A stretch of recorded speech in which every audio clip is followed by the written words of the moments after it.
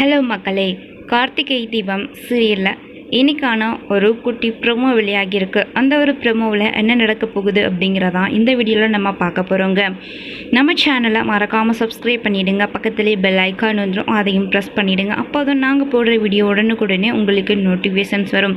எங்களுடைய வீடியோலாம் உங்களுக்கு உடனே கிடைக்கணும் அப்படின்னு நினச்சிங்கன்னா மறக்காமல் பெல் ஐக்கானை ப்ரெஸ் பண்ணிடுங்க. வாங்க வீடியோக்குள்ளே போகலாம். தீபாவை கொலை பண்ணுற முயற்சியில் ரம்யா ஒரு பக்கம் தீபாவை ஒரு காட்டுப்பகுதிக்கு அருவிக்கிட்ட கூட்டிகிட்டு வராங்க. இன்னொரு பக்கம் கார்த்திக் தீபாவை தேடி காட்டுப்பகுதியில் அலைஞ்சிட்ருக்காங்க. இன்னொரு பக்கம் நாச்சியார் உசுருக்கு போராடிக்கிட்டு இருக்காங்க. தீபா தன் அத்தையை காப்பாற்றணும் அப்படின்னு தன்னுடைய உசுரை கூட பெருசாக நினைக்காம தீபா ஆபத்தான ஒரு பரிகாரத்தை பண்ண போகிறாங்க. அதுவும் தன்னுடைய தோழி ரம்யா பேச்சை கேட்டு. தன்னுடைய தோழி ரொம்ப நல்லவ அப்படின்னு தீபா நம்புகிறாங்க. அதனால் ரம்யா என்ன சொன்னாலும் தீபா அதை கேட்டுக்கிட்டு அந்த பரிகாரத்தை பண்ண போகிறாங்க. அதுவும் ரம்யா கூட்டிகிட்டு வந்த அந்த சாமியார் ஒரு போலி சாமியார். இந்த ஒரு விஷயம் தீபாவுக்கு தெரியாமையே போயிடுது. தீபா அந்த பரிகாரத்தை பண்ணுறதுக்கு தயாராகிடுறாங்க. ஒரு ட்ரம் மாதிரி இருக்குது. ஸோ அந்த ட்ரம்குள்ளே வச்சு தீபாவை லாக் பண்ணிடுறாங்க.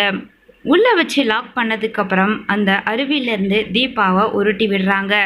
அப்போது பாதியிலே தீபா தொங்கிட்டுருக்காங்க. அதில் கட்டியிருந்த கவரை ரம்யா கையில் கொடுத்துட்டு போயிடுறாங்க. ஏன்னா தீபாவுக்கு நீச்சல் தெரியாது. அதனால் உன் கையில் என் உசுரை ஒப்படைச்சிட்டு போகிறா அப்படின்ற அளவுக்கு ரம்யா மேலே இருந்த நம்பிக்கையில் ரம்யா கிட்ட அந்த கவரை கொடுத்துட்றாங்க.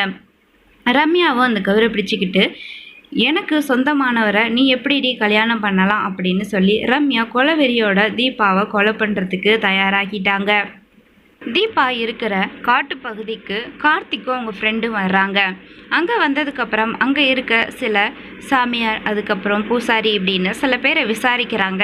அப்போது இந்த காட்டுப்பகுதியில் சந்தேகப்படுற மாதிரி ஒரு சாமியார் அலைஞ்சிட்டு இருக்காங்க 2 நாளாக. நாங்களும் பார்த்துட்டு தான் இருக்கோம் அப்படின்னு சொல்லி கார்த்திக் இந்த விஷயத்தை தெரியப்படுத்துகிறாங்க. அதுக்கப்புறம் தான் இந்த விஷயம் கண்டிப்பாக தீபாவுக்கு ஒரு ஆபத்தானதாக இருக்குன்னு சொல்லி தீபாவை தேட ஆரம்பிக்கிறாங்க.